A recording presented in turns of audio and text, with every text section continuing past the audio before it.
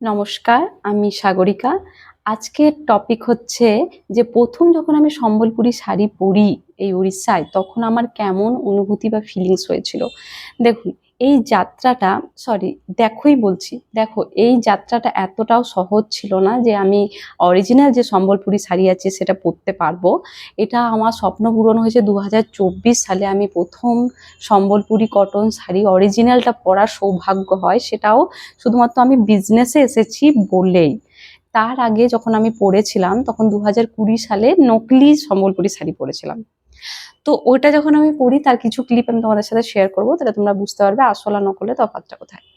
তো 2020 সালে তখন আমার হাজব্যান্ড বললো যে এত মেহেঙ্গা অরিজিনাল শাড়িগুলো আছে, এটা তো আমরা কিনতে পারবো না বাজারে। মানে যারা বেশিরভাগ মানুষই কিনতে পারতো না, কারণ ওই শাড়িগুলো অনেক দাম ছিল, বাজারে তো বেশিরভাগ দাম। তো আমরা ধীরে ধীরে, আমার স্বামী বললো যে এই বিজনেসে যখন আমার স্বামী লোকদের ভিডিও বানিয়ে দিত যারা কাপড়ের সেল করে, ঘর বাড়িতে বসে যারা সম্বলপুরি শাড়ি সেল করে, তাদের যখন ভিডিও বানাতে বানাতে সে মানে ডিসকভার করলো যে এই সেবাতে যদি আমরা আসি তাহলে মানুষদেরও হেল্প হবে। সরি, আমার স্টোরেজ কম বলছে।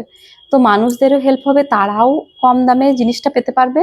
আমার স্বামী অনেক কষ্ট করে খুঁজে বার করেছে এই শাড়িগুলো, অরিজিনালগুলো। তো এটা হচ্ছে সম্বলপুর আর নোয়াপাটনা থেকে এই শাড়িগুলোর খোঁজ আমরা পাই অনেক কষ্টে।